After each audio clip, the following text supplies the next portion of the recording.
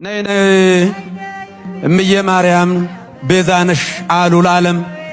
እመቤታችን ቤዛ አይደላችም፣ ቤዛ ልጇ ነው። ንጽሕት ድንግል ማርያምን ቤዛዊተ ዓለም አትባልም ማለት ይሄ በጣም ነውርም በጣም ትልቅ ምንፍቅና ነው። እመቤታችን ቤዛ አይደላችም፣ ቤዛ ልጇ ነው። እመቤታችን ቤዛዊተ ዓለም አትባልም ማለት ይሄ ፈጽሞ ክህደት ምንፍቅና ነው። ነይ ነይ ቤዛ ነሽ አሉ ለዓለም ተብሎ አይሰበክም። ቤዛዊተ ኩሏል አትበሉ የሚል ይሄ ራሱ ክህደት ነው፣ ምንፍቅና። በቤተ ክርስቲያን መድረክ ላይ እንዲህ ያለ የምንፍቅና ንግግር መስማት ትንሽ ያስደነግጣል።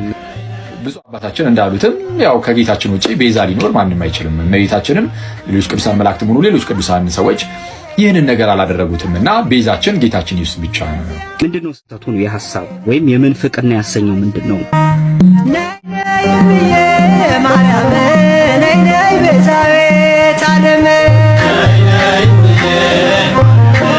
ፍጡር ቤዛ መሆን አይችልም።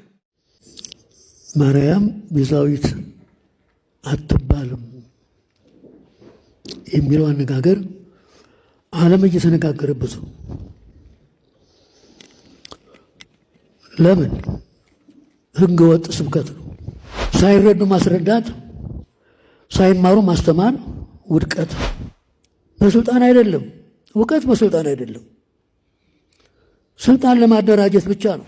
አለመማርም ይጎዳል፣ አለማወቅም ያስደነግጣል። ዲያብሎስ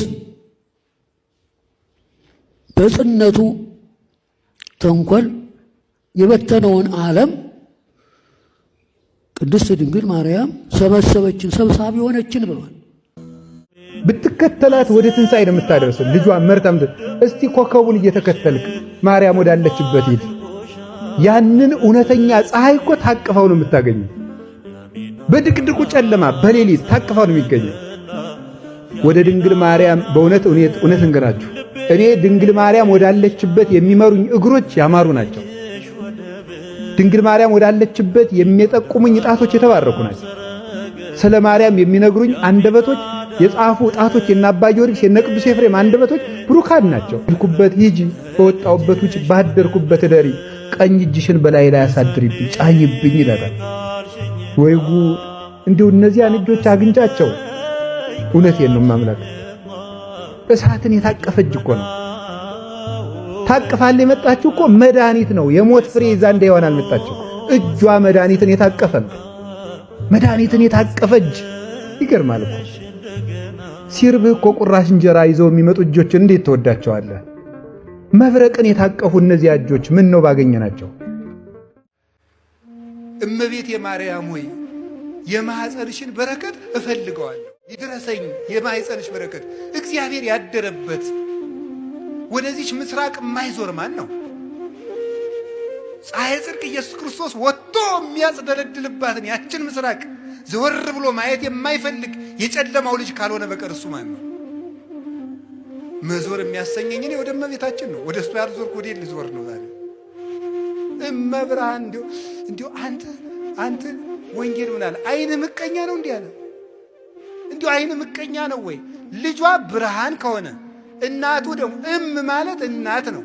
እመብርሃን ማለት የብርሃን እናት ነው። እንዲሁ ያማሃል። እመብርሃን ማለት ምንድን ነው የሚቸግርህ? ልጇ ብርሃን ነኝ አለ። እንደወለደችው ደግሞ ነገረው ያው ወንጌል። እንዴት እመብርሃን አትላትም?